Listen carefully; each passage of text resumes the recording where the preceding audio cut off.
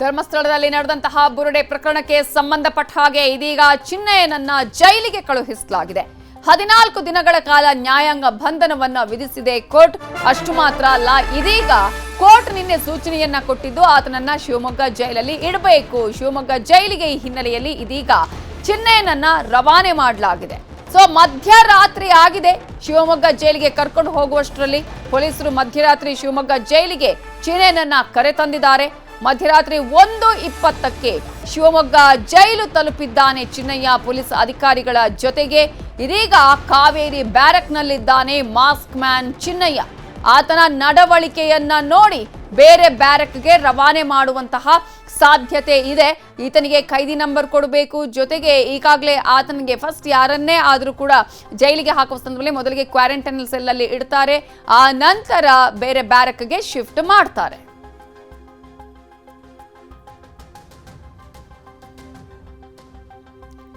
SIT ಅಧಿಕಾರಿಗಳನ್ನು ಬೆಚ್ಚಿ ಬೀಳಿಸಿದೆ ಈ ಬುರುಡೆ ಕತೆ. ಸೌಜನ್ಯ ಮಾವ ವಿಠಲ್ ಗೌಡಗೂ ಇದೀಗ ಬುರುಡೆ ಲಿಂಕ್ ಆಗಿದೆ. ವಿಠಲ್ ಗೌಡ ವಿಚಾರಣೆಯನ್ನ ಮಾಡಿದ್ದಾರೆ ಎಸ್ಐಟಿ ಅಧಿಕಾರಿಗಳು. ದಿನಕ್ಕೊಂದು ತಿರುವು, ದಿನಕ್ಕೊಂದು ಟ್ವಿಸ್ಟ್ ಅನ್ನ ಪಡೆದುಕೊಳ್ತಾ ಇದೆ ಈ ಒಂದು ಪ್ರಕರಣ. ಎಲ್ಲಿಂದ ಆರಂಭ ಆಯಿತು ಅನ್ನೋದನ್ನೇ, ಯಾರಿಂದ ಆರಂಭ ಆಯಿತು ಅನ್ನೋದನ್ನೇ ಇದೀಗ ಎಸ್ಐಟಿ ಅಧಿಕಾರಿಗಳು ಹುಡುಕಾಡ್ತಾ ಇದ್ರು. ಅದಕ್ಕೆ ಒಂದು ಕ್ಲೈಮ್ಯಾಕ್ಸ್ ಹಂತ ಬಂದ ಹಾಗೆ ಇದೀಗ ಕಾಣಿಸ್ತಾ ಇದೆ.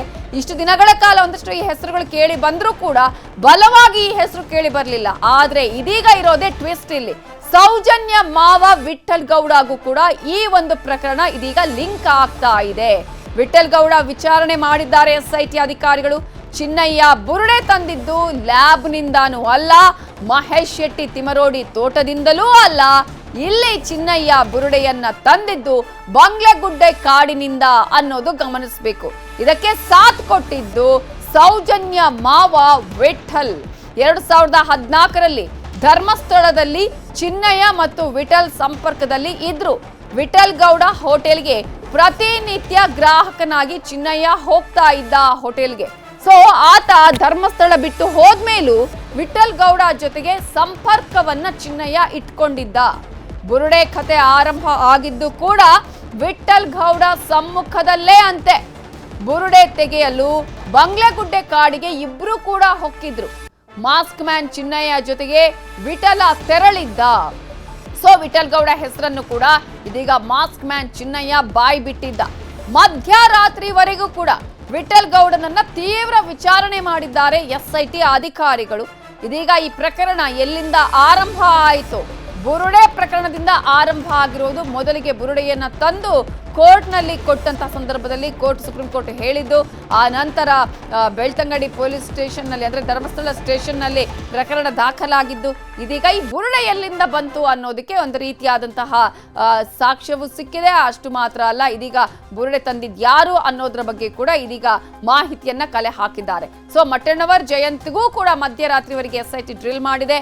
ಮೂವರನ್ನ ಯಾವುದೇ ಕ್ಷಣದಲ್ಲೂ ಬಂಧನ ಮಾಡುವ ಸಾಧ್ಯತೆ ಇದೆ. ಇವತ್ತು ವಿಚಾರಣೆ ಮಾಡಿ ಬಂಧನ ಮಾಡುವ ಸಾಧ್ಯತೆಗಳು ಕಾಣಿಸ್ತಾ ಇದೆ. ಇವೆಲ್ಲದರ ಬಗ್ಗೆ ಇನ್ನಷ್ಟು ಡೀಟೇಲ್ಸ್ ಅನ್ನ ಕೊಡೋದಕ್ಕೆ ನಮ್ಮ ರಿಪೋರ್ಟರ್ ಕಿಶನ್ ಶೆಟ್ಟಿ ಈಗ ನೇರ ಸಂಪರ್ಕದಲ್ಲಿ ಜಾಯ್ನ್ ಆಗಿದ್ದಾರೆ. ಕಿಶನ್ ಶೆಟ್ಟಿ, ಎಲ್ಲಿಂದ ಆರಂಭ ಆಯಿತು ಪ್ರಕರಣ? ಇದೀಗ ಆ ಆರಂಭದಲ್ಲಿ ಇದೀಗ ಆ ಒಂದು ಪ್ರಕರಣದ ಅಂತ್ಯ ಸಿಗುವ ಹಾಗೆ ಕಾಣಿಸ್ತಾ ಇದೆ. ಯಾರ್ಯಾರಿಗೂ ಲಿಂಕ್ ಆಗ್ತಾ ಇತ್ತು, ಎಲ್ಲೆಲ್ಲ ಹೆಸರುಗಳು ಕೇಳಿ ಬರ್ತಾ ಇತ್ತು, ಆದ್ರೆ ಒಂದು ಸ್ಪಷ್ಟ ಚಿತ್ರಣ ಎಸ್ಐಟಿ ಅಧಿಕಾರಿಗಳಿಗೆ ಸಿಕ್ಕಿದೆಯಾ? ಇವತ್ತು ವಿಚಾರಣೆ ನಡೆಯುತ್ತಾ?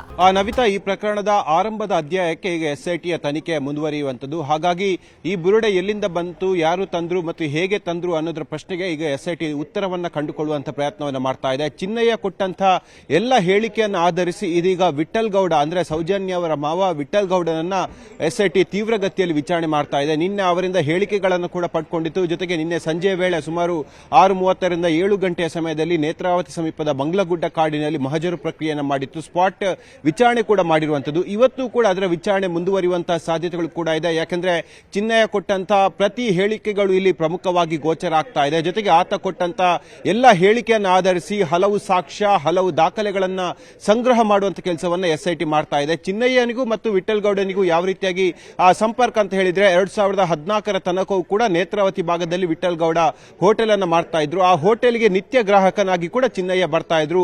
ಅವತ್ತಿನಿಂದ ಇಲ್ಲಿವರೆಗೆ ಕೂಡ ನಿರಂತರವಾಗಿ ಸಂಪರ್ಕವನ್ನ ಕಾಯ್ದುಕೊಂಡಿದ್ರು. ಈ ಎಲ್ಲಾ ತಂಡಕ್ಕೆ ಅಂದ್ರೆ ಬುರುಡೆ ತಂಡಕ್ಕೆ ಚಿನ್ನಯ್ಯನನ್ನ ಸಂಪರ್ಕ ಮಾಡಿ ಕೊಟ್ಟವರೇ ವಿಠಲ್ ಗೌಡ ಎಂಬ ಮಾಹಿತಿ ಸದ್ಯಕ್ಕೆ ಸಿಕ್ಕಿ ಬೀಳ್ತಾ ಇರುವಂತದ್ದು. ಈ ನಿಟ್ಟಿನಲ್ಲಿ ಆ ಬುರುಡೆಯನ್ನ ಎಲ್ಲಿಂದ ತಂದ್ರು, ಹೇಗೆ ತಂದ್ರು ಅನ್ನೋದ್ರ ಬಗ್ಗೆ ಸಾಕಷ್ಟು ಪ್ರಶ್ನೆಗಳಿತ್ತು. ಆದ್ರೆ ಚಿನ್ನಯ್ಯ ಕೊಟ್ಟಂತ ಉತ್ತರ ಇಲ್ಲ, ಅದು ಬಂಗ್ಲಗುಡ್ಡ ಕಾಡಿನಲ್ಲೇ ತಂದಿದ್ದು ಅಂತ ಹೇಳಿ. ಹಾಗಾಗಿ ವಿಠಲ್ ಗೌಡರನ್ನ ನೇರವಾಗಿ ಇಲ್ಲಿ ಹೊಣೆಗಾರಿಕೆಯನ್ನ ಮಾಡಲಾಗ್ತಾ ಇದೆ. ಅವರ ವಿರುದ್ಧವೇ ಈಗ ತನಿಖೆಗಳು ನಡೀತಾ ಇರುವಂತದ್ದು. ಇವತ್ತು ಕೂಡ ತನಿಖೆ ಮುಂದುವರಿಯುವಂತಹ ಸಾಧ್ಯತೆಗಳು ಕೂಡ ಇದೆ. ವಿಠಲ್ ಗೌಡ ಅವರ ಪಾತ್ರದ ಬಗ್ಗೆ ಬಲವಾದ ದಾಖಲೆಗಳು, ಸಾಕ್ಷ್ಯಗಳು ಸಿಕ್ಕರೆ ಅವರನ್ನ ಬಂಧನ ಮಾಡುವಂತ ಪ್ರಕ್ರಿಯೆಗಳು ಕೂಡ ನಡೀಬಹುದು. ಇದರ ಜೊತೆಗೆ ಗಿರೀಶ್ ಮಠಣ್ಣವರ್, ಅಭಿಷೇಕ್ ಮತ್ತು ಜಯಂತಿ ಅವರ ವಿಚಾರಣೆಯನ್ನು ಕೂಡ ನಿನ್ನೆ ಮಧ್ಯರಾತ್ರಿ ತನಕ ಮಾಡಲಾಗಿದೆ. ಇವತ್ತು ಕೂಡ ವಿಚಾರಣೆಗೆ ಬರ್ಬೇಕಂತ ಹೇಳಿ SIT ಸೂಚನೆ ಕೊಟ್ಟಿದೆ. ಇವತ್ತು ಯೂಟ್ಯೂಬರ್ ಅಭಿಷೇಕ್ನ ವಿಚಾರಣೆ ಅಂತ್ಯ ಆಗುವಂತಹ ಸಾಧ್ಯತೆಗಳು ಬಹುತೇಕವಾಗಿ ಕಾಣ್ತಾ ಇದೆ. ಯಾಕಂದ್ರೆ ಕಳೆದ 4 ದಿನಗಳಿಂದ ಯೂಟ್ಯೂಬರ್ ಅಭಿಷೇಕ್ನ ವಿಚಾರಣೆಯನ್ನ ನಿರಂತರವಾಗಿ ಮಾಡಲಾಗ್ತಾ ಇರುವಂತದ್ದು. ಆತನ ಹೇಳಿಕೆಗಳನ್ನು ಕೂಡ ಪಡೆಯಲಾಗ್ತಾ ಇದೆ. ಜೊತೆಗೆ ಆತನ ಜೊತೆ ಯಾರೆಲ್ಲ ಸಂಪರ್ಕದಲ್ಲಿದ್ರು, ಹೇಗೆಲ್ಲ ಈ ಎಲ್ಲ ಕಥೆಗಳನ್ನ ಕಟ್ಟಿದ್ರು ಎಂಬಿತ್ಯಾದಿ ಎಲ್ಲ ಪ್ರಶ್ನೆಗಳಿಗೆ SIT ಆತನಿಂದ ಉತ್ತರವನ್ನ ಕಂಡುಕೊಳ್ತಾ ಇದೆ, ದಾಖಲೆಗಳನ್ನ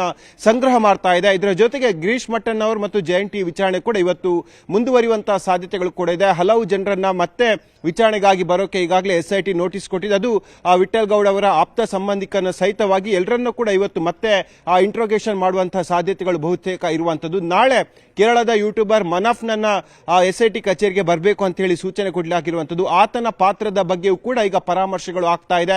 ನಿಮ್ಮ ಬಳಿ ಇರುವಂತಹ ದಾಖಲೆಗಳನ್ನ ತನ್ನಿ ಎಂಬ ಸೂಚನೆಯನ್ನ ಈಗಾಗಲೇ SIT ಕೊಟ್ಟಿರುವಂತದ್ದು. ಹಾಗಾಗಿ ನಾಳೆ ಮನಫ್ SIT ಕಚೇರಿಗೆ ಬರ್ತಾರೆ. ಆದ್ರೆ ಕೇರಳ ಪೊಲೀಸರು ಮನಫ್ಗೆ ಒಂದು ಅಭಯವನ್ನ ಕೊಟ್ಟಿರುವಂತದ್ದು, ನಾವು ನಿನ್ನ ಹಿಂದೆ ಇದ್ದೀವಿ ಅಂತ ಹೇಳಿ. ಹಾಗಾಗಿ ಕೇರಳ ಪೊಲೀಸರ ಸಮ್ಮುಖದಲ್ಲೇ ಮನಫ್ ಇಲ್ಲಿ ಬರ್ತಾನ ಎಂಬುದು ಬಹಳಷ್ಟು ದೊಡ್ಡ ಮಟ್ಟಿನ ಪ್ರಶ್ನೆಯಾಗಿ ಈಗ ಉಳಿದಿರುವಂತದ್ದು. ಒಟ್ಟಾರೆ ಬುರುಡೆ ಪ್ರಕರಣ ಕಳೆದ 10-15 ದಿನಗಳಿಂದ ಸಾಕಷ್ಟು ತೀವ್ರಗತಿಯಲ್ಲಿ ತನಿಖೆ ಆಗ್ತಾ ಇತ್ತು. ಈ ಪ್ರಕರಣದ ಆಳ ಅಗಲದ ಬಗ್ಗೆ SIT ಬಹಳ ಪರಾಮರ್ಶೆಯನ್ನು ಮಾಡಿದೆ, ಬಹಳ ತನಿಖೆಯನ್ನು ಕೂಡ ಮಾಡಿದೆ. ಈ ತನಿಖೆಯಲ್ಲಿ ಹಲವು ಜನರ ಹೆಸರುಗಳು ಕೂಡ ಉಲ್ಲೇಖ ಆದ್ರೂ ಕೂಡ ಯಾರು ಕೂಡ ಇದರಲ್ಲಿ ಬಂಧನ ಕೂಡ ಆಗಿಲ್ಲ. A1 ಆರೋಪಿಯಾಗಿ ಚಿನ್ನಯ್ಯ ಮಾತ್ರ ಇರುವಂತದ್ದು. ಹಾಗಾಗಿ ಇದರ ಮುಂದಿನ ಪಾಠ ಇಲ್ಲಿವರೆಗೂ ಚಿನ್ನಯ್ಯ ಇದರಲ್ಲಿ ಪಾತ್ರಧಾರಿ ಅಂತ ಹೇಳಲಾಗ್ತಾ ಇತ್ತು. ಆದ್ರೆ ಇದೀಗ ಸೂತ್ರಧಾರಿ ಆತನೇನ, ಆತನ ಮೂಲಕವೇ ಇಲ್ಲೆಲ್ಲವೂ ಕೂಡ ಒಬ್ಬರಿಗೊಬ್ಬರು ಲಿಂಕ್ ಆಗಿ ಈ ಪ್ರಕರಣ ಈ ರೀತಿಯಾಗಿ ಆಗಿರೋದು, ಷಡ್ಯಂತ್ರ ನಡೆದಿರೋದು, ಅಥವಾ ಬೇರೆ ರೀತಿಯಲ್ಲೂ ಕೂಡ ಬೇರೆ ಎಲ್ಲರೂ ಕೂಡ ಒಂದಕ್ಕೊಂದು ಜೋಡಣೆ ಆಗಿದ್ದು ಹೇಗೆ ಅಂತ ಹೇಳಿ. ನವಿತಾ, ಈ ಪ್ರಕರಣ ಹೀಗೆ ಆಗುತ್ತೆ, ತನಿಖೆ ಹೀಗೆ ನಡೆಯುತ್ತೆ ಅನ್ನೋದನ್ನ ಈ ಕ್ಷಣಕ್ಕೆ ಹೇಳೋಕೆ ಸಾಧ್ಯ ಇಲ್ಲ. ಯಾಕಂದ್ರೆ SITಯ ಆಂತರಿಕ ತನಿಖೆ ಅದು ಯಾರು ಊಹಿಸಲಾಗದಷ್ಟು ಆಗ್ತಾ ಇರುವಂತದ್ದು. ಯಾಕಂದ್ರೆ ಸೂತ್ರಧಾರಿಗಳು ಎಲ್ಲರೂ ಹೇಳಲಾಗ್ತಾ ಇತ್ತು, ಗಿರೀಶ್ ಮಠಣ್ಣವರ್ ಮತ್ತು ಜಯಂತಿ, ಮಹೇಶ್ ಶೆಟ್ಟಿ ತಿಮರೋಡಿ ಸೂತ್ರಧಾರಿಗಳು ಅಂತೇಳಿ. ಆದ್ರೆ ಇಲ್ಲಿ ತನಕ ಅವರನ್ನ ಸೂತ್ರಧಾರಿಗಳಂತ ಆಂಗಲಲ್ಲಿ SIT ತನಿಖೆಯನ್ನ ಮಾಡಿಲ್ಲ. ಅವರನ್ನ ವಿಟ್ನೆಸ್ ಪ್ರೂಫ್ ಆಗಿ, ಜೊತೆಗೆ ಬೇರೆ ಬೇರೆ ಕಾರಣಗಳಿಗಾಗಿ ಅವರನ್ನ ತನಿಖೆ ಮಾಡಿರುವಂತದ್ದು. ಹಾಗಾಗಿ ಅವರ ಬಂಧನ ಯಾವಾಗ ಎಂಬ ಪ್ರಶ್ನೆ ಅದು ಇವತ್ತಿಗೂ ಕೂಡ ಪ್ರಶ್ನೆಯಾಗಿ ಉಳಿದಿರುವಂತದ್ದು. ಯಾಕಂದ್ರೆ 3 ದಿನಗಳಿಂದ ನಿರಂತರವಾಗಿ ವಿಚಾರಣೆ ಆಗ್ತಾ ಇದ್ರು ಕೂಡ ಅವರ ಬಂಧನ ಪ್ರಕ್ರಿಯೆ ಆಗಿಲ್ಲ. ಅವರಿಂದ ಎಲ್ಲ ಹೇಳಿಕೆಗಳನ್ನು ಪಡೆದುಕೊಳ್ಳಲಾಗ್ತಾ ಇದೆ, ದಾಖಲೆಗಳನ್ನು ಪಡೆದುಕೊಳ್ಳಲಾಗ್ತಾ ಇದೆ.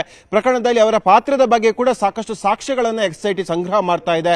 ಆದರೆ ಇಲ್ಲಿ ತನಕ ಯಾವುದೇ ರೀತಿಯಾಗಿ ಬಂಧನದ ಪ್ರಕ್ರಿಯೆ ಆಗಿಲ್ಲ. ಅವರನ್ನು ವಿಚಾರಣೆ ಮಾಡಿ ಮಧ್ಯರಾತ್ರಿ ಮತ್ತೆ ಕಳುಹಿಸ್ತಾರೆ, ಮತ್ತೆ ಮಾರನೇ ದಿನ ವಿಚಾರಣೆ ಮಾಡ್ತಾರೆ. ಇದೇ ರೀತಿಯ ಪ್ರಕ್ರಿಯೆ ಕಳೆದ 3 ದಿನಗಳಿಂದ ಆಗ್ತಾ ಇರುವಂತದ್ದು. ಹಾಗಾಗಿ ಬುರುಡೆ ಪ್ರಕರಣದ ಸೂತ್ರಧಾರಿಗಳು ಯಾರು ಎಂಬ ಪ್ರಶ್ನೆಗೆ ಇವತ್ತಿಗೂ ಕೂಡ SITಗೆ ಉತ್ತರ ಸಿಕ್ಕಿಲ್ಲ. ಆದ್ರೆ ಉತ್ತರ ಸಿಕ್ಕಿದ್ರೂ ಕೂಡ ಅದಕ್ಕೆ ಪ್ರಬಲವಾದ ಸಾಕ್ಷಿ, ಪ್ರಬಲವಾದ ದಾಖಲೆಗಳ ಸಂಗ್ರಹ ಜೊತೆಗೆ ಮುಂದಿನ ಪ್ರಕ್ರಿಯೆಯನ್ನು ನಡೆಸುವಂತ ಸಾಧ್ಯತೆಗಳು ಸದ್ಯಕ್ಕೆ ಕಂಡು ಬರ್ತಾ ಇರುವಂತದ್ದು. Navitha, okay, thank you Kishan Shetty ಡೀಟೇಲ್ಸ್ಗೆ.